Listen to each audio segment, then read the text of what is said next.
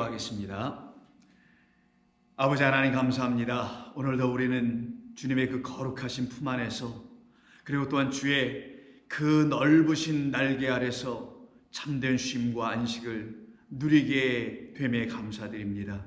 이 세상은 줄 수 없고 사람도 줄 수 없고 누구도 줄 수 없는 참 하나님만이 주실 수 있는 하늘의 평강, 그 나라의 그 위대한 놀라운 하나님의 역사하심의 모든 것들을 우리 한 사람 한 사람 각 사람에게 부어주시기를 원하시는 주님의 뜻에 순종하여 매일매일 주님의 말씀을 묵상하며 주님과 즐거이 동행하길 원하는 모든 성도들 위해 하나님의 성령이 날마다 충만케 하여 주시옵소서. 예수님의 이름으로 기도하옵나이다. 아멘. 자, 우리 하나님 말씀 나누겠습니다. 우리 계속해서 마가복음 11장 15절 이하 18절까지의 말씀입니다. 마가복음 11장 15절 이하 18절의 말씀입니다. 먼저 본문을 찾으시면 같이 이 말씀을 읽도록 하겠습니다. 그들이 예루살렘에 들어가니라. 예수께서 성전에 들어가사 성전 안에서 매매하는 자들을 내쫓으시며 돈 바꾸는 자들의 상과 비둘기 파는 자들의 의자를 둘러 엎으시며 아무나 물건을 가지고 성전 안으로 지나다님을 허락지 아니하시고 이에 가르쳐 이르시되 기록된 바 내 집은 만민이 기도하는 집이라 칭함을 받으리라고 하지 아니하였느냐. 너희는 강도의 소굴을 만들었도다 하시매 대제사장들과 서기관들이 듣고 예수를 어떻게 죽일까 하고 꾀하니 이는 무리가 다 그의 교훈을 놀랍게 여김으로 그를 두려워하밀러라. 아멘. 우리는 이 본문의 말씀을 가지고 어제 15절과 주로 15절이었죠. 15절의 이 말씀을 가지고 이 성전에서 매매한다는 말이 무슨 말인지를 우리가 좀 살펴봤었습니다. 이 아래 세상 성전이 하나님의 성전 곧 예수 그리스도로 말미암아 그의 죽으심과 부활하심으로 말미암아 다시 우리 안에 지어져야 될 그 성전이 되지 못한 이 눈에 보이는 성전에서 사람들이 할 수 있는 그 최고의 것은 그저 매매하는 일이라고 했죠. 팔고 사는 그런 일들이었는데 보니까 거짓되고 헛된 것을 팔았다라는 것입니다. 그들은 나름대로 하나님의 말씀 그대로 팔고 그대로 또 사고 했다고 할 수 있겠죠. 그러나 그 말씀 안에 담겨 있는 그 온전한 뜻을 알지 못하는 상태에서 사고 팔고 사는 일을 했기 때문에 오히려 그들은 하나님의 백성들의 그 귀한 영혼들을 사버리는 그런 악한 일들을 했다라는 것을 우리가 알게 되었습니다. 그러나 우리 주 예수 그리스도로 말미암아 그의 피값, 그의 몸값, 그 피값, 몸값으로 우리를 다시 사신 바 되어 우리를 다시 아고라조라고 했었죠. 다시 우리를 그 이 세상에서 당신의 피값으로 사시고 그것이 바로 우리가 어떻게 속량받은지에 대한 말씀이었죠. 그 일을 이루시는 주님이 이 땅에 오셔서 지금 예루살렘 성전의 그 보이는 성전을 깨끗하게 정하게 하시고 그리고 당신으로 말미암아 우리를 구속하시는 말씀이 이 예루살렘 성전에 오신 그 뜻을 담은 내용이었던 것입니다. 오늘은 그 다음에 연이어 나오는 16절의 말씀입니다. 아무나 물건을 가지고 성전 안으로 지나다님을 허락지 아니하셨다라고 말씀합니다. 이대로 이 본문을 읽어보면 이게 무슨 말인가 좀 약간 고개를 갸우뚱할 수밖에 없게 됩니다. 왜 그런 거냐면 아무나 물건을 가지고 성전 안으로 지나다님을 허락지 아니하셨다. 그럼 여기 성전에서 물건을 들고 다니는 사람들은 제사장과 그 제사장을 돕는 레위지파 사람들이 일을 하는 것인데 예수님은 그렇게 말할 수 있거나 그렇게 허락하거나 허락하지 않을 수 있는 뭐 권한 같은 게 있으신 것인가 라는 일단의 그 의구심이 생기게 되고요. 또한 이 자체 왜 예수님은 이 자체로 볼 때 예수님은 왜 성전에서 사람들이 물건을 가지고 성전 안으로 지나다님을 허락지 아니하셨는가, 왜 그러신 건가 라는 것을 우리가 생각해 볼 때는 이 말씀만 가지고서는 이 답을 얻을 수가 없을 거예요. 우리가 궁금해하는 왜 예수님이 그렇게 말씀하신 것이지, 왜 예수님은 물건을 가지고 성전 안으로라고 이것도 더 그렇게 되어 있는데 지나다니는 걸 허락지 아니하시는 이유가 뭘까? 마치 우리가 어렸을 때 예전에요, 그러니까 신앙생활할 때 교회에서 어렸을 때 어린애들이 막 이렇게 예배당에서 뛰고 그러면 교회 장로님들 어른들이 혼을 내고 그래줬죠. 여기가 거룩한 성전인데 하나님이 계신 곳인데 여기서 이렇게 방정맞게 이렇게 뛰어다니면 되느냐고 혼쭐이 나고 했던 기억들이 있을 것입니다. 더군다나 이런 강대상, 여긴 제단이라고 또 했지 않습니까? 그래서 이런 제단에 감히 올라오는 건 말도 안 됐고요. 더군다나 예배당은 다 신발을 벗고 들어오는 때였었기 때문에 당시에는 다 신발을 벗고 들어와서 앉아 있어야 되는데 여기를 막 그냥 뛰어다니고 하는 것은 더더욱 허락하지 않았었죠. 마치 그런 것을 예수님이 말씀하시는 건가? 그래서 성전 안으로 막 그릇들을 들고 막 이리저리 다니는 것을 예수님이 허락하지 아니하셨다라는 건가? 아니면 이게 무엇을 말하는 건가? 자, 그러면 이 16절에 있는 말씀 하나하나 좀 살펴봐야 될 필요성이 생기게 됩니다. 왜 그러냐면 이 말씀을 하신 이유가 뭘까? 갑자기 보세요. 15절에서 매매하지 못하게 하고 돈 바꾸는 상을 엎으시고 비둘기 파는 자들의 의자를 둘러 엎으셨던 분, 그분이 왜 갑자기 물건을 가지고 다니는 것을 허락하지 아니하셨다라는 이 말과 무슨 관계가 있길래 이렇게 하시는 건가? 어떻게 보면 이 문맥에 맞지 않는 15절 16절이 어울려 보이지 않는 것처럼 이렇게 되어 있는 이 말씀은 도대체 무엇을 우리에게 가르쳐 주시려고 예수님은 이 말씀을 하셨는가? 자, 성경에는 어떤 말씀 하나도 허투루 쓰여진 바가 있지 않음을 여러분 아실 것입니다. 우리가 일일이 다 묻지 않고 구하지 아니하여서 깨닫지 못하는 것뿐이었던 것이 여러분이 묻고 또 간절히 구하면 하나님께서는 반드시 알려주시는데 이 본문의 말씀도 또한 그와 같은 성도들에게는 또 알려주시리라 생각합니다. 먼저 물건을 가지고라고 되어 있는데 이 물건이라는 게 도대체 어떤 물건인가라는 생각을 우리가 좀 해봐야 될 것 같습니다. 무슨 물건을 이렇게 들고 다니지 못하게 하신 건가? 이 물건이 뭔가를 한번 살펴봐야죠. 여기 물건이라는 그 헬라어 단어를 보니까 스키오스라는 단어를 쓰게 되는데 이 스키오스 기억해 두세요. 자, 스키오스라는 이 단어는 단순히 물건이 아니라요. 이건 그릇입니다. 이 스키우스라는 건 그릇이에요. 그러면 그릇들을 들고 성전 안으로 지나다니지 말라? 이렇게 말씀하셨다는 건데 성전에서 그릇이라는 게 도대체 무엇일까? 성전에 여러 가지 기구들이 있죠. 여기 여러분 아시는 7개의 기구들이 쫙 있지 않습니까? 그것 말고도 여러 가지 기구들이 있거든요. 근데 그 중에 하나가 그릇일 수 있겠죠. 근데 그럼 그릇은 뭔가를 담는 거죠. 그릇은 이렇게 움푹 패여서 뭔가를 담는 걸 말합니다. 자, 그 그릇은 대개 질그릇으로 만듭니다. 물론 금그릇, 은그릇도 있고요. 나무로 만든 그릇도 있지만 대개는 질그릇으로 만들게 됩니다. 자, 그런 그릇들인데 그런 그릇에 뭔가를 담아서 이렇게 다닌다라는 거잖아요. 지금 이 제사장이나 레위인들이. 그럼 이 그릇이 도대체 뭐길래 왜 그릇을 함부로 이리저리 들고 성전 안으로 다니지 말라고 하신 이유가 뭘까? 그 그릇이 무엇을 의미한지는 히브리서 9장을 읽어보면 명확히 우리에게 알려줍니다. 자, 먼저 9장 20절, 22절을 보시면 율법을 따라 9장 22절 율법을 따라 거의 모든 물건이 피로써 정결하게 되나니 피 흘림이 없으면 사함을 받을 수 없다. 여러분 많이 들어보신 거죠. 피의 제사는 우리를 용서하는 것이다. 그래서 예수 그리스도의 보혈의 피로 내가 죄의 용서함을 받았다라는 것을 우리가 신앙적으로 고백을 하게 되지 않습니까? 그것은 바로 이런 히브리서 9장에 있는 말씀을 근거로 하는 거예요. 그 피를 무슨 피라고 하냐? 20절 이르되 이는 하나님이 너희에게 명하신 언약의 피라. 단순한 육신으로 흘려주는 피가 아니라는 거죠. 예수님께서 십자가에서 두 팔을 벌리고 흘려주신 물피, 그 물피가 그냥 사람에게서 나오는 피로 우리가 죄를 용서함 받는 게 아니라는 거예요, 성경은요. 근데 대부분의 사람들은 예수님 십자가에 달려서 모진 고난 당하시고 죽으신 그때 흘리신 물피가 나의 죄를 씻었다고 생각을 해요.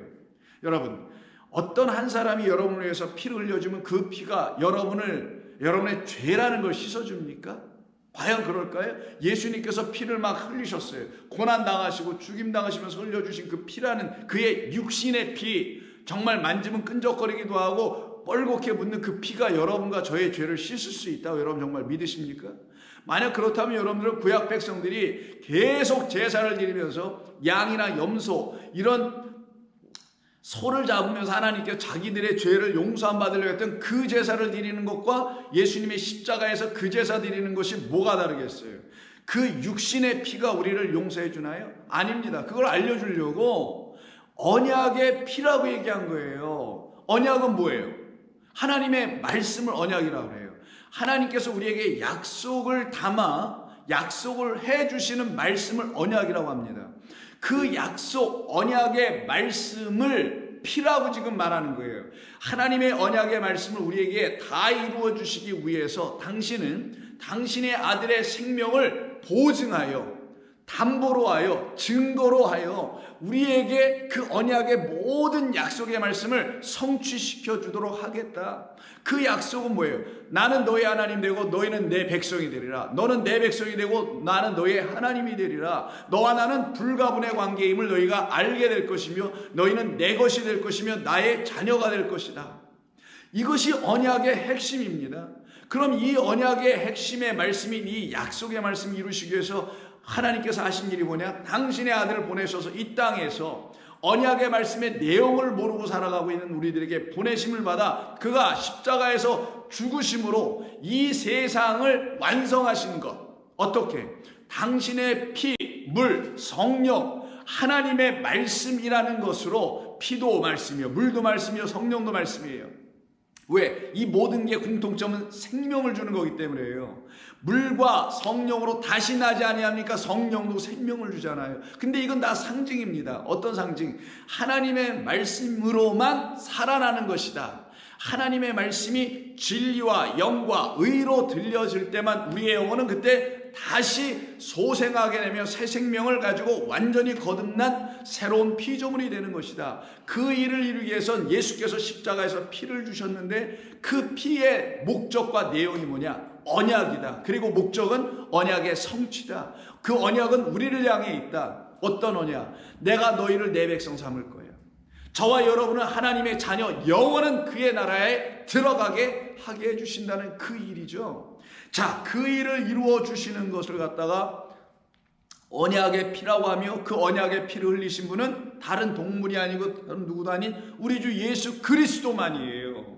우리 주 예수 그리스도가 십자가에서 흘려주셨다는 그 피는 육신적 피가 아니라 우리로 하여금 그 피, 육신의 피를 통하여 진짜 깨달아 우리의 눈을 열어 보게 해주는 다른 피가 있는데 그 피를 무슨 피라고 한다? 20절에 말은 언약의 피라고 한다. 이 언약의 피를 저와 여러분이 받아야 돼, 안 받아야 돼요?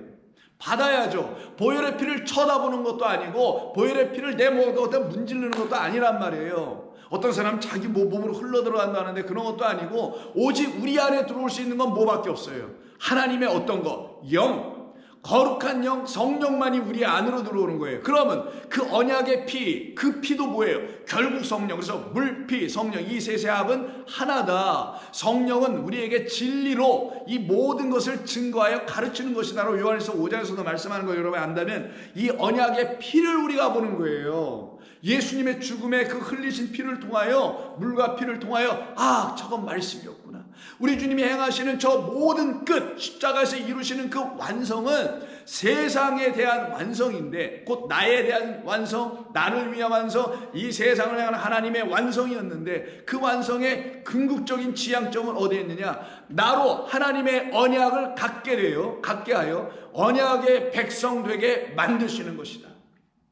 그래서 그 피를 언약의 피라고 하는 것이다. 21절. 또한 이와 같이 피를 장막과 섬기는 일에 쓰는 모든 그릇에 뿌린다고 하죠. 이때의 그릇.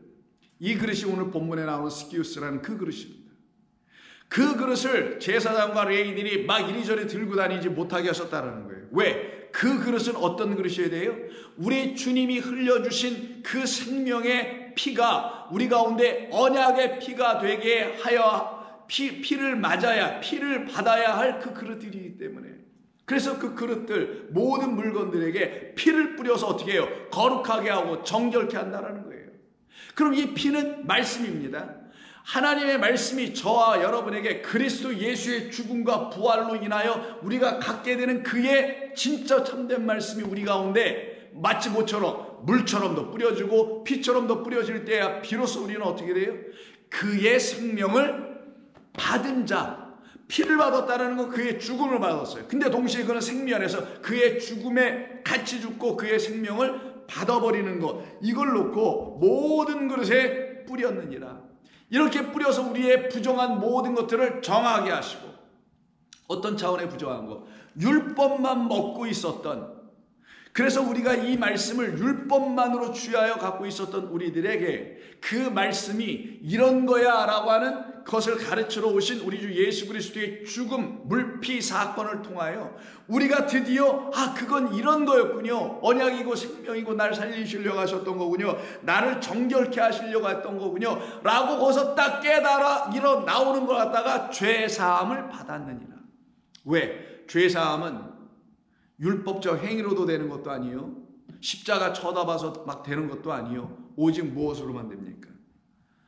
하나님의 말씀으로 우리가 사함을 받는데 성령으로 사함을 받는 거란 말이에요. 그래서 여기서 말씀하는 겁니다. 그럼 이 피는 누가 올려준 피요? 그 위에 11절 보세요. 9장 11절. 그리스도께서는 장래의 좋은 일의 대제사장으로 오사 손으로 짓지 아니한 것 곧 이 창조에 속하지 아니한 더 크고 온전한 장막, 그 장막으로 말미암아 우리가 거할 영원한 초소라는 것, 그 초소에 들어가게 하시기 위해서 염소와 송아지에 필요하지 아니하시고, 즉 이 눈에 보이는 성전에서는 그 송아지로다 그 염소로다가 양이에요. 그리고 그 비둘기로 이런 걸로 계속 팔아서 그걸로 뭐를 하게 하려고 했다고 했지 않습니까? 그런데 우리 주님은 그런 피로 하지 아니하시고 그런 대제사장이 아니다. 오직 자기의 피로 영원한 속죄를 이루사. 이거 언제 하는 겁니까? 대속죄일날 바로 6월절 때 들어가서 하는 거랍니다. 자기의 피로 영원한 속죄를 이루사 단번에 성소에 들어가셨느니라. 이 일을 왜 하신 것이냐? 13, 14절이 중요합니다. 염소와 황소의 피와 및 암송아지의 죄를 부정한 자에게 뿌려 그 육체를 정결하게 하여 거룩하게 하거든. 하물며 영원하신 성령으로 말미암아. 그래서 여기서는 유대 종교, 세상 종교라는 그 제사, 희생 제물 드리는 그런 것으로 되는 것이 아니라 오직 영원하신 성령으로 말미암아 흠없는 자기를 하나님께 드린 그리스도의 피가 어찌 너희의 양심을 죽은 행실에서 깨끗하게 하지 아니할 수 있겠는가? 이로 말미암아 그는 새 언약의 중보자시니 이는 그 첫 언약 때에 범한 죄에서 속량하시려고 죽으사 부르심을 입은 자들로 하여금 영원한 기업의 약속을 얻게 하려 함이라. 그게 우리들이죠.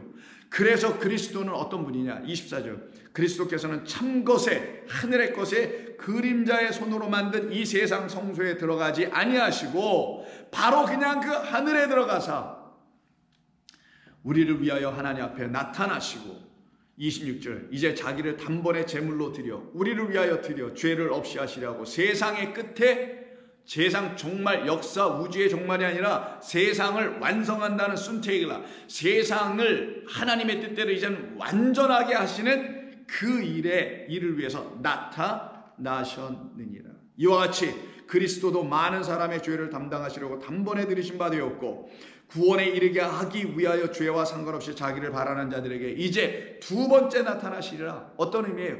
육체의 예수로 오셨던, 십자가의 예수로 오셨던 그 육체의 피가 이젠 우리에게 다시 나타나 성령으로 말미암아 언약의 피로 흘려주셨다라는 사실을 분명히 알게 해줄 것이다. 그래서 예수님이 그 6월절 만찬에서 예수님의 제자들과 그 식탁에 둘러앉아서 이 잔은 너희의 죄를 사하기 위하여 내가 흘려주는 나의 피, 곧 무슨 피라고 되어 있어요? 언약의 피니라고 한 거예요. 그래서 그냥 피로 보지 말라, 사람이 흘려주는 육체의 피로 보지 말라, 이건 너희들을 위한 언약의 피야 라고 말씀해 주죠. 이때 그 언약의 피를, 그리스도의 피를 받아야 될 그 존재를 누구라고 표현한다고요? 그릇이라고 하는 거예요. 그럼 그릇은 누구겠어요? 언약의 피는 누가 필요합니까? 언약의 피는 누구에게다 부어줘야 됩니까? 그 포도주잔, 그 포도주잔에 있는 그 포도주라는 당신의 언약의 피, 그 생명의 음료는 누구에게다 부어줘야 되나요? 그를 바라고 기다리는 성도들에게 부어질 거 아니겠어요? 그럼 이 성도들을 누구라고 불렀다고요? 그릇이라. 그래서 예수님께서 오늘 그 그릇들을 함부로 들고 이리저리 다니지 말라고 하신 이유가 거기 있는 것 아니겠어요? 그렇다면 로마서를 한번 보십시오. 로마서 9장에서 바울은 왜 유대인들이 이렇게 구원을 못 받지? 왜 유대인들이 예수님을 영접하지 못하지? 라는 이 문제를 놓고 지금 말씀을 전하고 있습니다. 그때 19절 이하에 보면 그 바울은 이 그릇들에 대한 이야기를 합니다. 20절. 이 사람아 내가 누구에게 감히 하나님께 반문하느냐. 지음을 받은 물건이 지은 자에게 어찌 나를 이같이 만들었느냐 말하겠느냐. 즉 나를 왜 유대인으로 먼저 만드는 거예요? 왜 나는 이방인으로 만드는 거예요? 너희가 왜 이런 걸 갖고 논하느냐. 구원은 먼저 유대인에게요. 그리고 이방인에게로. 근데 유대인이 너희 지금 아직 안 돼 있는 거죠. 다 뜻이 있어서 그런 것 뿐이다. 왜 나를 유대인이라는 그릇으로 만들었어요? 그러지 말라. 나는 왜 또 이방인이라는 그릇으로 만들었어요? 그러지도 말라라는 거예요. 이게 토기장이가 곧 하나님께서 진흙 한 덩어리로 하나는 귀 쓸 그릇을 하나는 천이 쓸 그릇을 만들 권한이 없느냐 할 때 이 그릇이 바로 다름이 아닌 토기 그릇입니다. 그럼 토기장이는 하나님, 토기는 우리라는 걸 다 아시죠? 이게 스키우스라는 오늘 본문의 단어예요. 자, 만일 하나님이 그의 진노를 보이시고 그의 능력을 알게 하고자 하사 멸하기로 준비된 진노의 그릇을 오래 참음으로 관용하시고 또한 영광 받기로 예비하신 바 긍휼의 그릇에 대하여 그 영광의 풍성함을 알게 하시고자 하셨을지라도 무슨 말을 할 수 있겠는가? 그 그릇은 우리니라고 하잖아요. 그 그릇은 우리니 곧 유대인 중에서 뿐만 아니라 이방인 중에서도 부름을 받은 자들을 그릇이라고 한다. 그냥 그릇이 아니라 부름을 받았다는 사실을 아는 자들을 내 그릇이라고 한다. 그래서 그 앞에 있는 11절에 뭐라고 합니까? 그 자식들이 아지도 나지도 아니하고 무슨 선이나 악을 행하지도 아니한 때에 이미 택하심을 받았다는 걸 너희가 왜 모르냐? 이걸 놓고 하나님이 뭐라고 하시니? 이게 하나님의 자비와 긍휼이다. 만약에 하나님께서 태어나기도 전에 택해주지 않으셨으면 그들은 자기들의 태어난 이후에 그 선한 행위들을 들고 하나님 앞에 나타날 것이 뻔할 것이다. 그들이 바로 진노를 받을 수밖에 없는 이 세상 우리들이었다. 그런데 하나님께서 우리에게 뭘 부어주셨다? 그 진노의 그릇 상태에 되어 있는 우리, 그런 우리를 화 있을진저란 뜻이에요. 그 화를 받고 있는 복과 생명이 아닌 화 저주를 받고 있는 그런 우리들에게 하나님께서 그 우리라는 그릇을 뭘로 바꾸시냐? 긍휼의 그릇으로 바꿔버리셨다라는 얘기를 하는 거예요. 이게 지금 23절에서 또한 영광 받기로 예비하신 바 긍휼의 그릇에 대하여 그 영광의 풍성함을 알게 하고자 우리를 그렇게 바꿔놓으신 것이다. 그러면 여기서 긍휼이 나오네요. 이건 무슨 말이겠어요? 하나님께서 우리에게 말씀하시죠. 나는 제사를 원치 않고 무엇을? 긍휼을 원하노라. 나는 제사를 원치 않고 자비를 원하노라. 이 말씀이 무슨 말이겠어요? 이스라엘 백성들은 이 세상 성전에서 뭘 했냐면 자기들이 제물을 갖고 와서 그 제물, 소, 양, 비둘기를 가지고 피의 제사를 드렸어요. 그 피의 제사를 드리는 걸 놓고 진노의 그릇들이라고 하는 거예요. 왜 그걸 진노의 그릇이냐? 하나님께서 주시기로 약속한 언약을 못 알아들었기 때문에 그 언약을 기다리지 않았어요. 어떤 차원에서 그 언약이 성취될 때까지, 우리 안에서 이루어질 때까지, 아까 세상의 끝, 세상의 완성이 됐죠. 우리 안에서 그 하나님의 언약과 약속이 다 이루어질 때까지 구하고 기다려야 되는데 이들이 그런 제사, 피의 제사를 드린단 말이에요. 그러니까 제사만 매일 드리니까 하나님 뭐라 하세요? 나는 그 제사 원하지 않아. 나는 너희들에게서 내가 너희들에게 이미 부어준 그 제사 안에, 제사 의식, 제사 제도를 통하여 너희들에게 이미 가르쳐 부어준 그 안에 담아놓은 나의 제사로 말미암은 너희들이 긍휼을 얻었다라는 것을 너희들이 알면 하나님 내게 이런 제사를 주셨고 이런 긍휼을 주신 것이군요 라고 긍휼을 하나님께 드려야 되는데, 그래서 하나님이 원하시는 건 너희들의 제사가 아니라 너희들에게 내게 부어준 그 긍휼인데 그 긍휼을 드리질 못해. 왜 못 드렸을까요? 그들에게 하나님께서 하신 영단번의 영원 속에서 이미 이루어놓으신 그 제사, 당신의 아들 어린 양을 이미 그 영단번에서 하나님께서 제사를 드리셨다라는 이 하나님의 제사를 이미 드려놓으시고 그게 하늘의 성소에서 드려진 제사인데 이거를 가르쳐 주시려고, 그걸 알아야 우리가 구원은 하나님께 있으며 구원을 받으면 하늘로 가는 거라는 걸 알게 되는데 그걸 가르쳐 주려고 제사 제도를 주신 것뿐인데 맨날 이것만 하고 있네. 이 그림자와 모형만 붙들고 여기서 씨름을 하고 있더라는 거예요. 그리고 우린 잘하고 있어요. 우리는 말씀하신 대로 우리는 잘 지키고 있어요 라고 제사를 드리니 하나님께서 나는 그 제사를 원치 않고 내가 원하는 건 내가 이미 부어준 것, 그 긍휼을 원하는 거야. 나는 그 긍휼을 이들이 갖고 있질 못하다라는 거예요. 지금 바울은 누가? 동족인 유대인들이, 근데 그 긍휼을 동족인 유대인들 중에서 자기처럼 깨달아 알아들은 사람들은 어떻게 해요? 거기서 나오더라는 거예요. 근데 이 많은 다수의 유대인들이 못 나오는 이유는 그게 1000년, 2000년 아주 오랜 시간 동안 이게 제도화돼 묶여 있어. 성전에 완전히 갇혀 있어. 그리고 그 제도의 그 모든 것을 주관하는 그 힘 있는 권세 있는 사람들에서 완전히 장악되어 있어. 그래서 못 나오고 있는 거예요. 그 사람의 수가 많지 않아. 근데 이 일로 인하여 오히려 깨닫는 자들은 누구였더라? 이방인들이 깨달았더라는 거예요. 그들을 놓고 어떤 그릇이라고 한다? 이제 언약의 피를 받은 긍휼의 그릇들이다. 언약의 피, 그리스도를 넘겨받은 하나님이 들이신 그 잼을, 그리스도의 그 피를, 생명을, 은혜를 넘겨받은 긍휼 입은 자, 그 피를 믿고 그 피를 받은 자, 그 피가 그 그릇들 우리들의 뿌려지게 되면 우리가 완전히 하나님의 생명의 말씀으로 정결케 돼. 이거는 세상 사람들이 말하는 죄를 씻고 회개하는 거하고는 근본적으로 다르는 거예요. 완전히 한 번으로 그냥 씻겨지고 끝나는 것. 내게 죄가 발견되지만 하나님 안에서 나의 죄가 발견되지 않네. 왜? 내가 피로 완전히 덮어 씌움을 받았으니까. 그걸 긍휼로 씌워졌다. 그리스도의 옷으로, 피 묻은 옷으로 완전히 덮여졌다. 그래서 하나님의 눈에 안 보이는 거예요. 우리 인간이 아직 하나님의 눈을 못 갖고 있으면 자기의 죄를 자기부터 쳐다볼 거고, 자기의 죄만 보는 게 아니라 이 옆에 있는 사람의 죄까지 쳐다보는 그런 정죄의 일을 하게 되겠지만, 그리스도의 옷으로 완전히 덮여져 있어요. 그 긍휼의 그릇들은 완전히 피를 듬뿍 적셔진 그런 백성들이란 말이에요. 이 피는 말씀입니다. 약속입니다. 언약이었던 거예요. 그들을 놓고 긍휼의 그릇이라고 하는 거예요. 그들이 바로 우리다 라고, 이 그릇은 우리니 라고 얘기한 거예요. 그 그릇으로 하나님께서 우리를 삼아내시려고 성전에 그릇들을 놓게 하신 것뿐이고, 성전에 다양한 기구 기명들이 있었던 것뿐이고, 1번서부터 7번에 이르기까지 첫 번째, 왜 제가 1번이라는 시작, 동쪽 문에서부터 들어오면은 처음 뭐부터 있어요? 바로 번제단부터 시작해서 물두멍으로, 그리고 분향단으로, 그 다음에 떡상으로, 그 다음에 7 등대로, 그 다음에 휘장으로, 마지막에 언약궤로. 그 언약궤가 바로 언약의 피가 뿌려지는 데예요. 대제사장이 1년에 한 번 대속죄를 나가서 뿌리는 거란 말이에요. 어린 양의 피를. 그래서 아까 좀 전에 우리가 읽었던 히브리서에서 이 사람의 대제사장들은 그냥 소나 염소의 피를 갖다 1년에 매번 뿌리나 그 의미 없다. 왜 뿌렸냐면 그 시은자라고 하는 바로 언약궤 뚜껑 위에다가 뿌렸단 말이에요. 그 뚜껑에다가. 왜? 그 뚜껑이 열리지 않게 하는 것으로.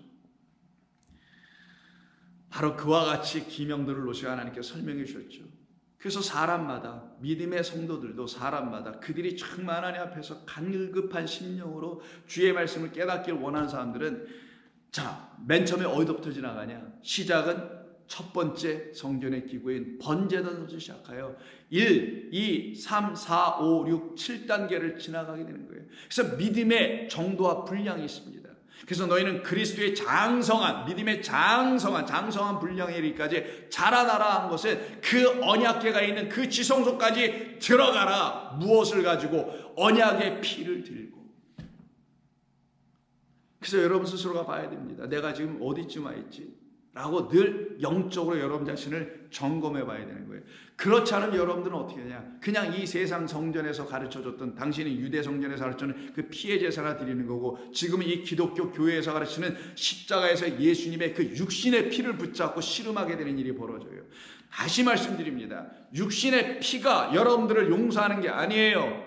그 예수님의 피는 우리에게 참된 생명이라는 하나님의 말씀, 언약의 피라는 걸, 언약이라는 그 피를 설명해 준 거예요. 그래서 그 피는 하나님의 언약을 설명한 피였던 것이지. 그러면 하나님의 언약은 이 말씀이니, 이 말씀을 깨달아 알아들을 때에 여러분에게 성령이 임하게 되고 여러분에게 완전한 용서함이 있단 말이에요. 왜 성령이 용서함이냐? 성령이 여러분들의 진리의 말씀 들어오지 않으면 이 말씀은 못 씻어요. 이 말씀만 먹으면 부정한 자라고 하는 거예요. 계속 성경은 문자의 말씀을 읽게 되면은, 그래서 그러는 겁니다.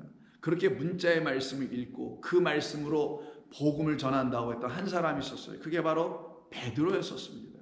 베드로는 자기가 성령을 받고 누구예요? 그 성전 미문에 앉아있는 사람 나사렛 예수의 이름으로 일어나 걸어라 라까지 했던 사람이었음에도 불구하고 그가 아직 다 그 지성소까지 지나가지 못했던 사람이었습니다. 그것을 보여주는 사건이 사도행전 10장이에요.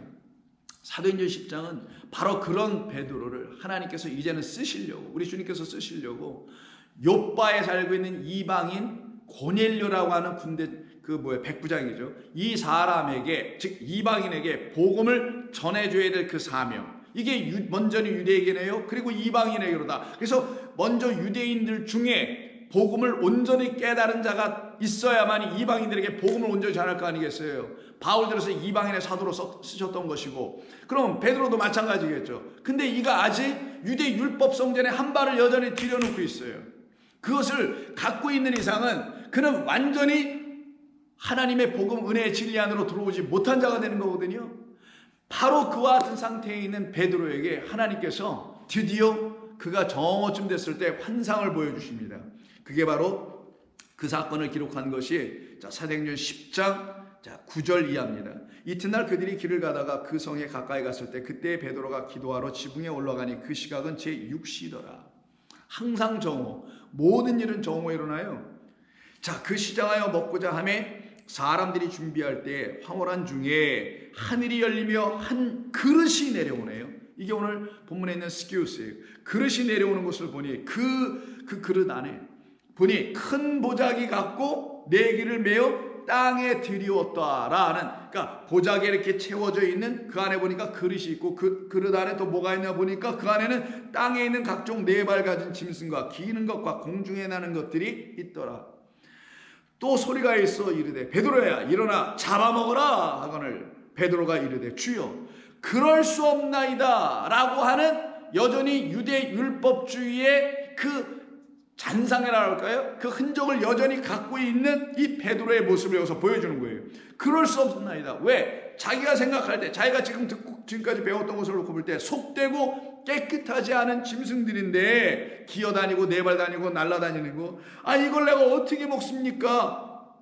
속되고 깨끗하지 아니한 것을 내가 결코 먹지 아니하였나이다. 나는 율법을 철저히 지켰습니다. 그래서 율법은 율법대로 지키고 또 예수 그리스도는 예수 그리스도를 영접하자라고 하는 게 여러분 메시아닉 주스들에 대한 이야기일 수 있다는 거 꼭 기억하셔야 합니다. 거기까지 더 이상 얘기하지 않을게요. 그래서 위험할 수 있는 거예요. 복음은 율법을 통하여 우리에게 오지만 율법이 완전히 풀어져 버리지 않으면, 마치 하늘에 있는 그 물질이 베드로서 3장에 있는 것처럼 완전히 녹아지고 풀어지지 않으면 그 흔적이 아직 남아서 율법주의로 다시 돌아갈 게 분명히 맞아요. 그게 가장 위험한 것 중에 하나예요. 지금 여기 베드로가 그런 상황과 입장에 처해 있었던 겁니다. 완전히 바울처럼 나오지 못한 상태라는 걸 보여주는 거예요.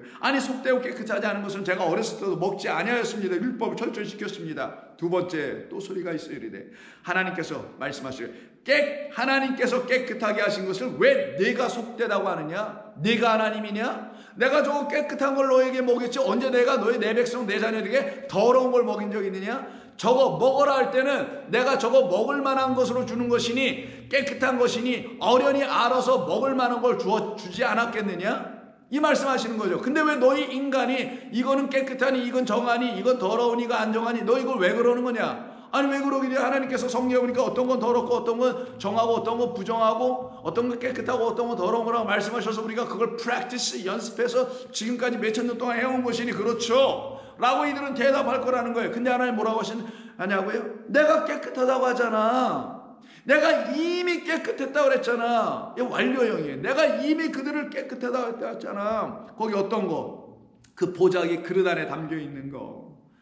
하나님께서 깨끗하게 하신 것을 왜 네가 속되다고 하냐? 그렇게 하지 말라.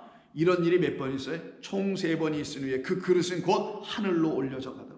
이 환상을 보고 깨어났지만 이게 뭔 생각인지 알지를 못했어요. 언제가 돼서야 하냐? 욥바에서 고넬료에서 보내진 사람들이 도착하여 그 욥바에 있는 이방인인 고넬료를 찾아가야 한다라는 것을 비로소 깨달아 알았을 때 이 환상의 의미를 알고는 그 다음 11장에 그 몇 년이 지난 후에 예루살렘에 내려가서 유대주의 속에 한 발을 여전히 들여놓고 있고, 율법주의에 복음 예수도 한 발을 갖고 있었던 당시에 교회의 기둥들이라고 하는 그 사도들이 있어요. 12사도. 그 12사도들 앞에서 베드로가 다음과 같은 이야기를 해요. 11장 1절. 유대에 있는 사도들과 형제들이 이방인들도 하나님의 말씀을 받았다함을 들었더니 베드로가 예루살렘에 올라갔을 때 할례자들이 비난하여, 이게 무슨 말이냐면 유대파 안에 있으면서 유대 종교 그 성전 안을 여전히 들락날락하면서 예수를 믿는다라는 것을 할례자들이라고 하는 거예요. 할례자들이 비난하여 이르되 내가 무할례자의 집, 바로 요바에 있는 그 고넬료의 집에 들어가 함께 먹었다는 얘기를 우리가 들었다 하니 베드로가 그들에게 이 일을 차례로 설명하여 말합니다. 그때 무슨 얘기를 하겠어요? 자기가 봤던 환상 얘기를 하겠죠. 이르되 내가 요바 그 시에서 기도할 때 황홀한 중에 환상을 보니 큰 보자기 같은 그릇이 내 귀에 매어 하늘로부터 내리어 내 앞에까지 드려지는 것을 내가 보았다. 이것을 주목하여 보니 땅에 네 발 가진 것과 들짐승과 기는 것과 공중에 나는 것들이 보이더라. 들으니 소리가 있어 내게 이르되 베드로야 일어나 잡아먹으라 하거늘 내가 말했습니다. 속된 걸 내가 어떻게 먹습니까? 내 입에 들어간 일이 그런 적이 없는데요. 하늘로부터 두 번째 소리가 나서 다 깨끗하게 하나님께서 하신 거지 내가 속되다 하지 말라. 일이 무려 3번이 있었습니다. 그리고 나는 바로 그 집으로 가게 됐습니다. 그래서 요바로 갔다라는 거예요. 갔더니만 무슨 일이 벌어졌어요? 10장 한번 보죠. 바로 이 꿈을, 이 환상을 본 다음에 10장에 요바의 그 있는 그 고넬료 집에 딱 들어가니 여기에 이미 하나님의 백성이 되기로 준비되어 있는, 그게 뭐예요? 하나님께서 미리 하시고 택해 놓으신 당신의 백성들. 선한 행위나 이런 걸 내놓지 않고 오직 하나님의 뜻대로 지어지기를 원했던 그 사람들이 여기서 복음을 들으려고 기다려요. 어떤 복음? 유대 율법주의 한 발을 들여놓고 있는 그런 복음이 아니라 여기서 완전히 해방되어 넘어온 사람, 완전히 애굽에서 홍해 건너 넘어온 사람, 복음으로 예수 그리스도를 통하여 완전히 왼쪽 강도가 오른쪽 강도로 넘어온 바로 그와 같은 종들에 의해서만 복음이 온전히 전해져야 되는데 그 역할을 누가 하느냐? 베드로를 통하여 하게 하는 겁니다. 결국은 누구들도 12사도들도 다 그렇게 되게 하시려고 하셨던 뜻이 여기 담겨 있는 것이죠. 그때 비로소 이들에게 어떤 일이 나타나요? 성령이 부어짐의 역사가 나타나더라는 거예요. 그렇지 않으면 성령이 부어지지 않죠. 그냥 율법만 매일 갖다 붓고 있었던 일이죠. 근데 여기서 다시 한번 10장 10절 이하를 쭉 보시게 되면은 12절에 그 그릇 안에 어떤 게 있냐면 각종 4발 달린 짐승과 기는 것과 공중에 나는 것들이에요. 여러분 이거 어디서 많이 들어본 거 아니에요? 무엇이에요? 어디서 들어보셨어요? 노아의 홍수 사건에서 들어본 것이죠. 그 방주에 들어간 존재들 아닙니까? 그 방주에 3층 천으로 만들어 놓고 3층으로 만들어 놓고 맨 밑에는 기는 거, 중간에는 4발 달린 거, 세 번째는 새들이 들어가고요. 거기에 누가 있어요? 노아, 사람이 있죠. 왜? 새도 2발, 사람도 2발이니까. 이렇게 들어가죠. 그리고 부정한 것들과 정한 것들이 다 함께 들어갑니다. 거기 노아의 방주에는 부정한 것만 들어간 게 아니고 정한 것만 들어간 것도 아니에요. 부정한 것은 쌍으로 들어보내고, 암수 쌍으로 한 쌍씩, 2쌍씩 들여보내고, 그리고 정한 짐승들이 7쌍씩 들여보내게 했었죠. 바로 그 안에 부정하고 정한 게 다 있었던 이유가 뭐예요? 방주가 뭡니까? 궤라고 합니다. 하나님의 언약의 말씀을 담은 하나님의 방주, 곧 그리스도라는 참된 성전을 예표하고 있는 눈에 보이는 땅의 성전 안에는 하나님이 주신 말씀이 있다. 근데 그 말씀은 우리 인간 스스로 먹게 되면 그거는 부정한 것으로밖에 먹게 될 수 없으나 7상 곧 하나님의 완전한 7 말씀으로 오실 그리스도 예수로 말미암아 이 말씀 부정한 것으로만 매일 먹고 있는 이 말씀을 그로 말미암아 먹게 되면은 이 말씀은 완전하고 깨끗한 말씀으로 먹게 되는 것이다. 곧 이 율법이 이 이스라엘 사람들, 유대 종교에 있는 사람들에겐 계속 자기들 스스로 먹고 있었기 때문에 이것이 그들에겐 부정한 양식이 되어 있는 상태가 됐지만 그리스도 예수 언약의 피로 오신 그분으로 말미암아 이 말씀을 생명의 말씀으로 다시 보게 되면 그땐 이 모든 말씀은 다 어떤 말씀이에요? 나를 살릴 거룩한 말씀, 나를 회복시킬 정결한 말씀이라는 걸 알게 되는 거예요.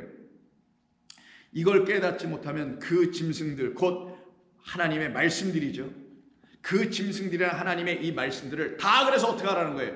잡아먹어라. 이 율법, 이 모든 것들을 다 온전히 먹어라. 누구로? 내가 너에게 보내주는 성령의 도움으로 이 모든 짐승들을 다 잡아먹어라. 그럼 짐승이 뭐예요? 하나님의 말씀.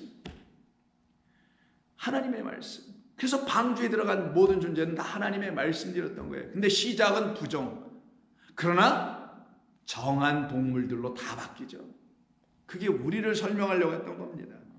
그래서 이걸 다 먹어라. 거룩한 말씀으로 먹지 못하면 여전히 이방인들, 율법주의자의 수준으로 떨어져 있을 수 있으나, 그러나 이 말씀을 온전히 거룩한 말씀으로 다 다시 먹어야 이방인들 그리고 유대주의자들에게 가서 하나님을 말씀을 오해하고 있는 유대주의자들과 하나님의 말씀을 아예 모르고 있는 이방인들에게 가서 이 말씀으로 생명을 줄 수 있지 않겠느냐.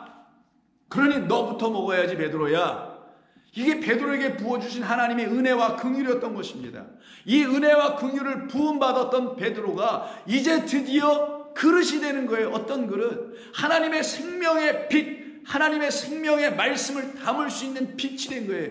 자기 안에 그 빛이 없는데, 자기 안에 언약의 그리스도가 없으신데 어딜 가서 누구에게 언약의 그리스도를, 그 빛을 전할 수 있겠어요? 아니 물론 말이야 하겠지. 이거 뭐 암송해서라도 말하고 어떻게 해서 설교를 못 하겠어요?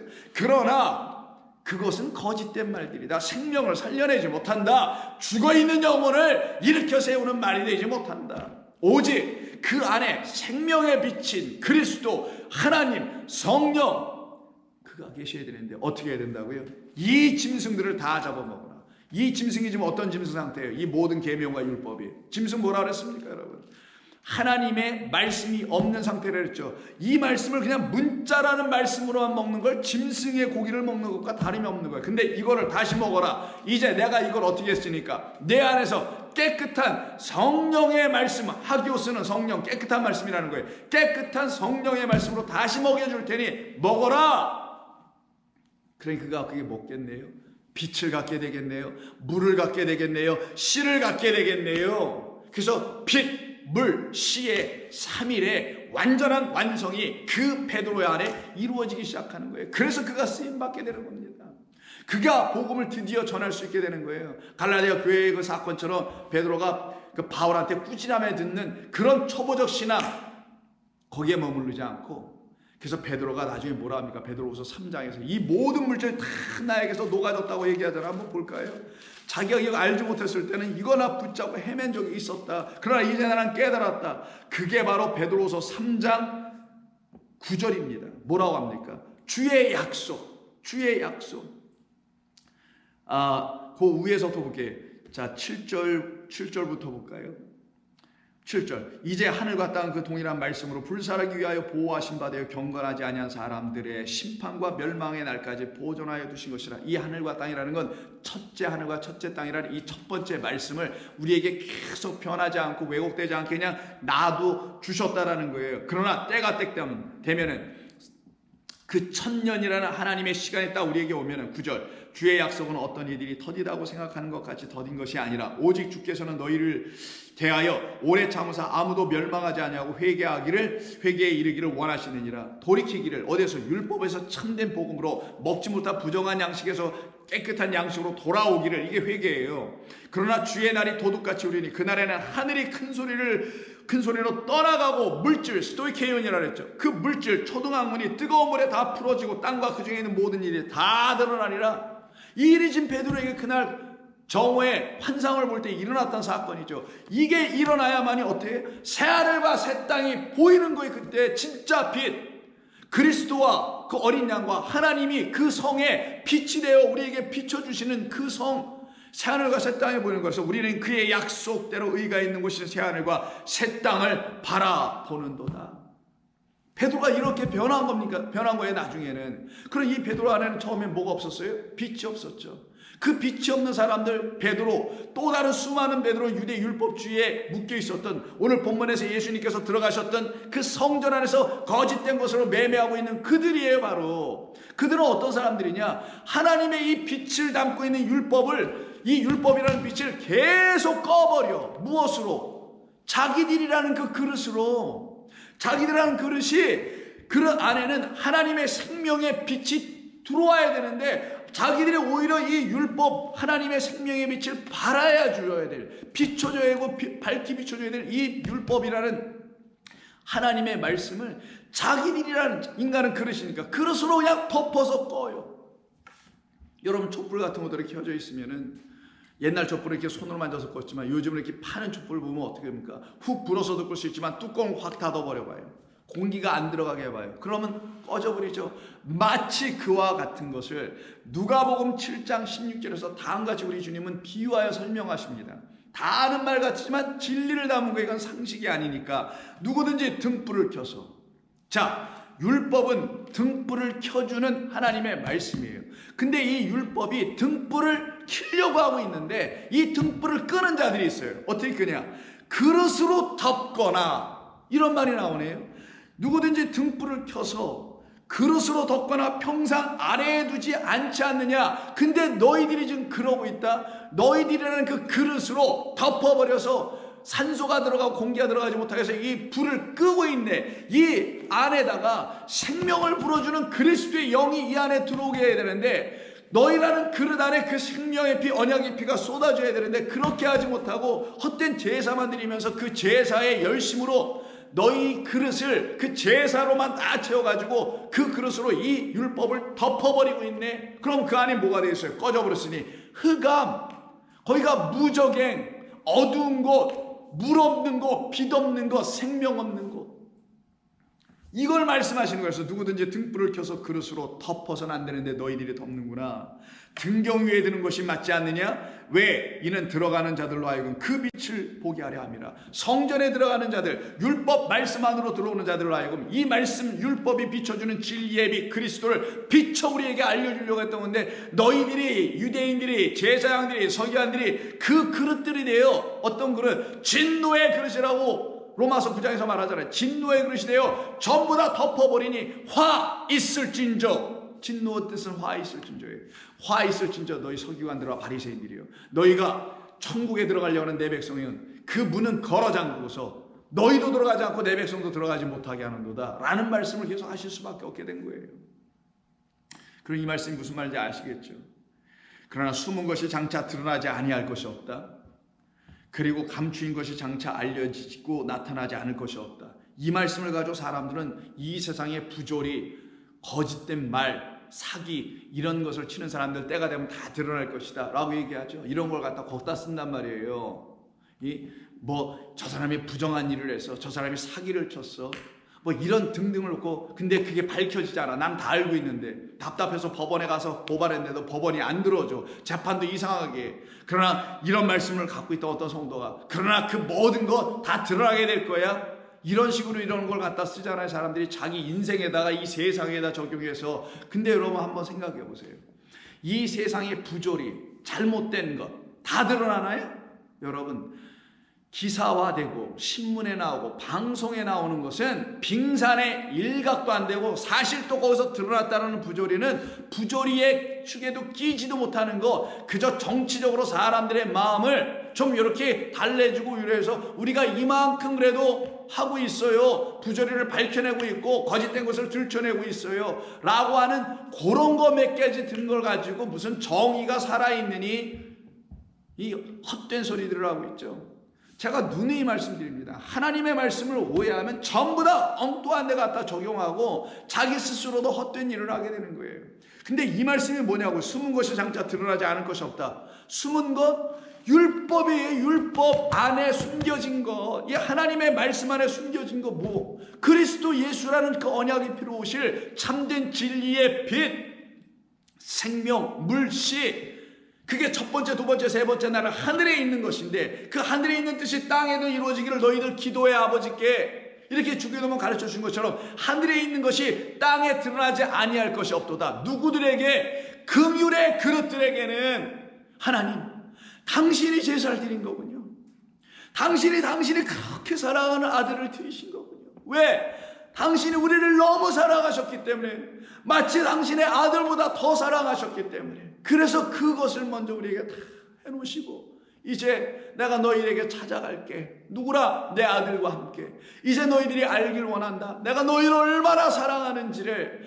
그러면 그때 우리가 그 긍휼을 받은 자가 되고 그 하나님의 자비에 다 녹아지게 돼 있어요. 어떤 것들이 내가 지금까지 붙들고 있었던 초등학문, 스토이케이온이라고 아까 하늘에 있는 물질이라는 거, 우리가 갖고 있는 이 모든 것들이 아닌 하나님의 말씀을 율법으로 갖고 있었던, 내 생각으로 이해하고 있었던 그 모든 것들이 다 풀어져, 이해가 돼, 녹아져, 내게서 다 사라지기도 해. 오직 남는 건 사랑, 긍휼, 자비, 놀라움, 신비, 계시, 성령, 이와 같은 것들만 남게 돼요. 그걸 놓고 말씀하신 거예요. 숨은 것이 장차 드러나지 않을 것이 없고 감춘 것이 장차 알려지고 나타나지 않을 것이 없느니라. 왜? 이것이 하나님의 뜻이었으니까. 왜? 그래서 율법을 주신 것이었으니까. 왜? 율법을 통하여 복음이 드러나고, 왜? 이스라엘 백성들을 통하여 그리스도 예수라는 메시아가 드러나게 하려고 하셨던 거기 때문에. 그런데 이것을 알지 못하는 율법주의자들이 베드로처럼 안 됩니다, 아니 되옵니다 라는 그런 교육을 받고 거기에 세뇌가 돼버려가지고 수천 년 동안 그렇게 되는 건지만 알고 있었던 그들을 변화시킬 수 있는 분은 오직 하늘의 하나님 한 분밖에 없습니다. 저와 여러분을 물과 성령으로 하나님의 백성 되게 하실 수 있는 분은 하나님 한 분밖에 없어요. 제가 여기서 아무리 소리를 빽빽 지른다 할지라도 그거 되는 게 아니란 말이에요. 저는 오히려 여러분에게 이런 말씀이 있으니 깨달아 하나님께로 돌아가시오라고 어떻게 보면 세례요한처럼 회개의 세례를 선포하는 자밖에 되지 않는 겁니다. 저는 예수 그리스도의 신발끈을 풀지도 못하는, 매지도 못하는 그런 사람에 불과한 거고, 정작은 성령인 그리스도께서 여러분에게는 오셔야 되는 거예요. 그때 여러분은 찬송할 겁니다. 성령이 오셨네, 성령이 오셨네, 내 주에 귀하신 성령이 오셨네. 이 기쁜 소식을 온 세상 전하세요. 왜? 자기 혼자만 알 수가 없어. 너무 좋아서.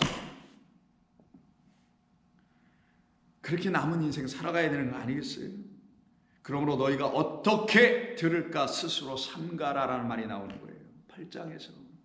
그러니 아무렇게나 듣지 말라. 어떻게 하나님의 말씀을 들어야지? 그럼 이 질문을 해야 되는데 못하고 있으니 우리 주님이 직접 가르쳐 주세요. 너희들이 이런 질문을 해야 돼. 어떻게 해야 하죠? 어떻게 들어야 하죠? 뭐를? 이 하나님의 율법, 기록된 말씀을 어떻게 들어야 하죠? 성령으로 들어야지. 나로 들어야지. 나 예수로 이 성경이 풀려져 하고 이해가 돼야지. 너의 인생으로 세상의 어떤 잡다한 것에 끼어 맞추기 식으로 다 성경을 갖다 붙이지 마라. 더덕더덕 더럽게 보기 흉하게 오직 정결하고 깨끗하신 의의 하나님으로 이 땅에 오신 우리 주 예수 그리스도로 성경을 보아라. 그는 아름다운 하나님의 아들이다. 그렇게 보지 못할 때는 그 그릇이 진노의 그릇이 되어서 그 불을 꺼트리는 자, 이 율법으로 오히려 백성들을 더 어둡게 하고 흑암으로 만들고 다 맹인, 빛이 없으니 맹인으로 만들어서 보지 못하게 하는 자. 하나님은 보지 못하게 하고 말씀은 사모하게 하지 않고 말씀을 읽지 않게 하고 오직 무슨 잡다한 열심이나 부추겨서 다른 짓들이나 하게 하는 일이 벌어지죠. 그랬던 우리들이었었어요, 다 한때가. 그러나 우리 주님께서 우리를 섬겨주심으로 말미암아 이제 모든 숨겨있던 부끄러운 일들이 다 그리스도의 보혈의 피, 언약의 말씀으로 다 다시 새롭게 되어버리죠. 그래서 고린도후서 4장에서 바울이 이런 말을 합니다.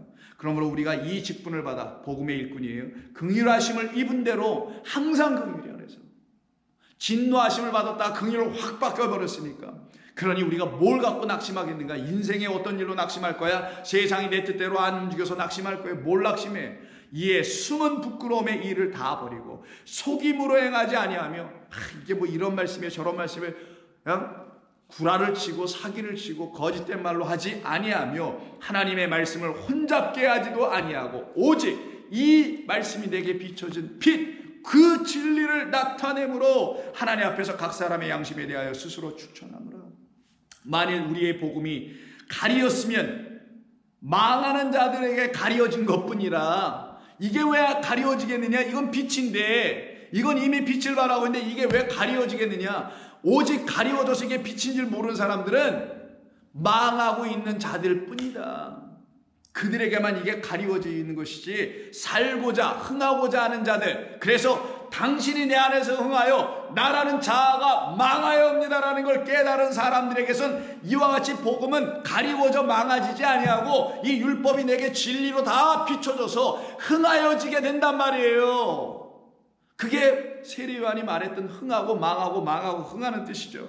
만일 그 중에 이 세상의 신이 믿지 아니하는 자들의 마음을 혼미하게 하여 그리스도의 영광의 복음의 광채가 비치지 못하게 하매니, 그 빛, 그리스도의 영광의 복음의 빛이라고 하잖아요. 그 빛을. 근데 그 빛을 아까 뭐예요? 그릇으로 덮어버려. 평상 아래에 놓아버려. 그 평상이 뭐냐면 제사할 때 드리는 상이에요. 그런데 밑에다 다 눌러버려. 그래서 되겠냐고요. 그렇게 해왔다라는 거예요. 그 인간애들이 열심히 제사들로. 그래서 영광의 복음의 광채가 비치지 못하게 함이니 그리스도는 하나님의 형상인데 그 형상이 너희들에게 비치지 않고 있네. 우리는 우리를 전파하는 것이 아니라 오직 그리스도 예수의 주되신 것과 또 예수를 위하여 우리가 너희의 종된 것을 전파함이라. 어두운데 빛이 비치라 말씀하셨던 그 하나님께서 예수 그리스도의 얼굴에 있는 하나님의 영광을 아는 빛을 우리 마음에 비추셨다. 그럼 우리 마음에 뭐가 들어와 있어요? 빛이 하나 있어요. 가득해 빛이. 그 마음을 뭐라고 그래요? 빛을 담은 그릇이라고 하는 거예요. 그 빛을 담은 그릇은 하나님 보시기에 가장 보기에 좋았더라. 최고다. 다이아몬드 같은 건 필요도 없어. 가장 아름다운 빛, 어린 양이 비춰주는 빛, 하나님의 영광의 그 빛이 비치는 거예요. 우리 마음 안에. 그럼 우리 마음이 뭐가 돼? 그릇이 되네. 그래서 7절에서 곧바로 우리가 이 보배를 질그릇에 가졌다 할 때 이 질그릇이 스키오스란 단어, 오늘 그 주님 말씀하신 그릇입니다. 그릇에 가졌으니 이는 심히 큰 능력은 하나님께 있고 우리에게 있지 아니하니라. 하나님의 능력으로 되는 것이지 우리의 능력으로 하는 것이 아니다. 하나님의 능력은 율법을, 복음을, 진리를, 은혜를 우리에게 주시는 하나님이고, 우리의 능력은 고작 육신을 힘을 도모해가지고 섬기려고 했던 것 아니겠느냐. 바로 이 보배를 담은 질그릇으로 우리를 만드시는 거예요. 근데 이 질그릇을 안 갖고 있어. 누가? 어떤 사람들이 지금 이 성전에서 매매하는 자들이 그 그릇에다가 엉뚱한 거 담고 돌아다니고 있어요. 그러지 말고 가만히 내버려 두어. 내가 곧 이 성전 너희들의 손에서 다 무너지게 되면 예수 성전, 나의 성전 안으로 그 그릇들 내 백성을 다 불러 모아들여 내 언약의 피, 하나님의 말씀 약속을 다 그들 가운데 부어줄 거니까 함부로 들고 이리저리 띄우고 다니지 마. 그러니 그 거짓된 그릇들은 진노 아래 놓일 수밖에 없죠. 그래서 그 아들 예수 그리스도께서 요한계시록 3장에서 뭐라고 합니까? 26절 두아디라 교회를 향해서 하는 말씀 들어보세요. 그가 철장으로 그들을 다스려 질그릇 깨트리는 것 같이 하리라. 이 말씀에서 나오는 거예요. 그들이 들고 뛰고 있는 거짓된 그릇들이 당하는 하나님의 심판에 대한 말씀을 여기서 본문이 말씀해 주는 겁니다. 이 심판을 받고 거기서 영원히 떨어져 나올 수밖에 없었던 그런 존재들을 놓고 하나님은 말씀하는 거예요. 내가 그 거짓된 그릇들은 내가 다 깨버릴 거야. 그게 뭐예요? 우리의 옛 모습이에요. 헛된 것 담고 있었던 빛도 아니고 보배도 아닌 것, 그런 걸 담고서 내가 그리스도인이니 하나님의 백성이 하고 있었던 그 진노의 그릇 상태에 있었던 우리들의 그릇은 다 깨버리신다라는 얘기예요. 그러니 그게 축복이지 무슨 무시무시하고 무서운 말이 아니란 말이에요. 그렇게 깨버리시고 어떻게 하겠어요? 이제는 그 집에 우리 주님이 오셔야 되겠죠. 오셔서 어떻게 합니까? 거짓된 존재들을 다 결박하죠. 우리에게 거짓된 것을, 이 그릇에다 거짓된 걸 담아준, 거짓된 말들을 담아준 자들 완전히 장악하고 결박하는 일이 벌어지겠죠.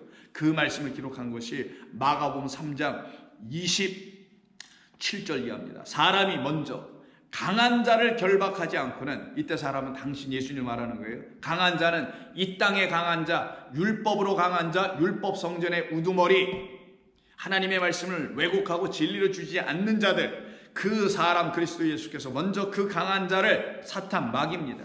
사탄 마귀를 잡아 결박하지 않고서는, 왜? 그 아래 세상이 마귀 공중옷에 붙잡혀 있으니까 그 강한 자의 집에 들어가 세간을 강탈하지 못하리라 할 때 이 세간이 스키오스라는 그릇이에요. 저 세간들 내 거야. 세간이 아니라 저 그릇들 내 백성들이야. 근데 너 마귀가 갖고 있네. 내가 너보다 능력이 있다 라고 그 집, 성전이란 집에 들어가서 그를 결박을 합니다. 먼저 그게 오늘 예수님께서 성전을 완전히 치워버리는 거, 이게 결박이에요. 꼼짝 못하게 하시는 거. 결박한 후에 그 집을 강탈하리라. 왜? 뭘 강탈하려고? 그 그릇들, 우리들을 이 세상에서 끄집어내시려고. 내가 진실로 너희에게 이르노니 사람의 모든 죄와 모든 모독한 일은 사하심을 얻대요. 누구든지 성령을 모독하는 자는 영원히 사하심을 얻지 못하고 영원한 죄 그대로 갖게 될 것이다. 여기서 드디어 성령이 나오잖아요. 비교하는 거죠. 사탄들이, 마귀들이 곧 그 율법과 선지자와 제사장들이 붙들고 있는 것이 성령의 말, 거룩한 말이 아니고 그 더러운 말들로 내 백성 그 그릇에다가 전부 다 담아놨다. 그 그릇은 내가 다 깨버리고 내가 그들을 새로 내 안에서 다시 지을 거야. 내가 토기장에서 다시 빚어줄 거야. 그리스도 예수 안에 있으면 옛 것은 지나가고 이제 새로운 피조물이 되는 것. 그때 피조물이 새로운 독이 그릇이 되는 것, 그리고 그릇들 위에 내가 내 생명, 내 언약, 말씀, 은혜를 다 부어줄 거야. 여러분, 그 성령으로 해서 받으셨어요? 그 은혜를 지금 누리고 계십니까? 그 은혜를 받은 사람들은 자기들 안에서 자기를 지배했던 존재가 누구인지를 알아요. 그 존재를 성경은 옛뱀이라고 하고 용이라고 하고 마귀라고 하고 사탄이라고 합니다. 그 존재가 어떻게 돼요? 우리 주 예수 그리스도에 의해서 다 결박되어 묶여지죠. 꽁꽁 묶여지지. 그래서 어떻게 해요? 결박당하고 우리에게서 완전히 떠나가 버리죠. 그것을 기록한 것이 요한계시록 20장 1절. 또 내가 보매 천사가 무저갱의 열쇠와 흑암이에요. 그 그릇으로 덮여가지고 빛이 발산하지 못해서 어둠 깊은 곳, 그리고 물 없는 곳, 그곳에 그 무저갱의 열쇠와 큰 쇠사를 가지고 손에 가지고 와서는 하늘로부터 내려오네요. 그리고 용을 잡으니 곧 옛뱀이요 마귀요 사탄이라 잡아서 1000년 동안 결박하여 무저갱에 던져놓고 임봉하여 완전히 못 나와요. 나오면 미혹하니까 미혹하지 못하도록 우리 주 예수께서 이 땅에 1000년으로 오셔서 우리를 그 미혹의 성 무저갱이라는 그 세상 성전 혹은 이 세상에서 우리를 끄집어 내는 겁니다. 나올 때 어떻게 나와요? 죽고 나오죠. 그 옛 것을 그대로 갖고 나오지 않아요. 옛날 그 옛 모습을 그대로 갖고 나오는 게 아니라 거기서 예수님과 함께 죽고 그 성에서 죽으신 우리 예수님처럼 우리도 그 성에서 나올 때는 죽고 그리스도 안으로 들어가서 새로운 피조물로 다시 지어지는 것. 그걸 놓고 4절에서 뭐라고 하냐. 또 내가 보호자들을 보니 거기에 앉은 자들이 있어 심판하는 권세를 받았더라. 또 내가 보니 예수를 증언함과 하나님의 말씀 때문에 목배임을 당한 자들의 영혼들과 또 짐승과 그의 우상에게 경배하지 아니하고 그들의 이마와 손에 그의 표를 받지 아니하여서 매매를 하지 않아. 이제는 그런 거 다 필요 없어졌어. 그들이 다 어떻게 해요? 죽었다가 다 살아나오네. 그래서 그리스도와 더불어 1000년 왕노릇하더라. 여러분, 우리 주님이 이 땅에 오신 것은 바로 이 일을 이루기 위해 오신 거예요.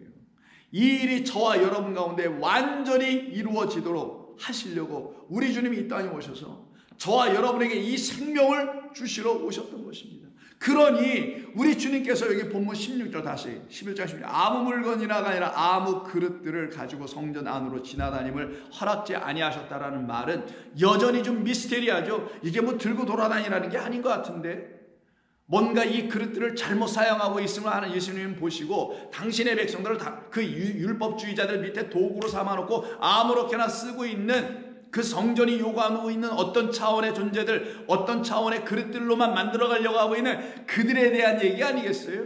그럼 이 번역은 뭔가 문제가 있어 보여요. 바로 그런 곳에 우리 주님이 오신 거예요. 여전히 하나님의 말씀이 무엇인지를 알지 못해서 하나님의 말씀을 아무렇게나 번역을 하거나 하면 이 말씀이 성경이다 보니 여러분 한 번 기록되고 한 번 번역되면 이게 쉽게 바뀌어지지 않고 우리의 마음에 인이 박혀요. 그래서 항상 믿음자 들어간 데는 조심히 봐야 됩니다. 여러분 항상 예수를 믿고 그리스도를 믿고 뭐 이렇게 믿는다고 돼 있는 것 전다고 보면 누구를 믿어야 한다고 돼 있단 말이에요. 그렇게 번역된 모든 말들에 큰 문제가 있었던 거 우리는 여러 번에 걸쳐서 살펴보지 않았습니까? 이 본문 16절도 문제가 있어요.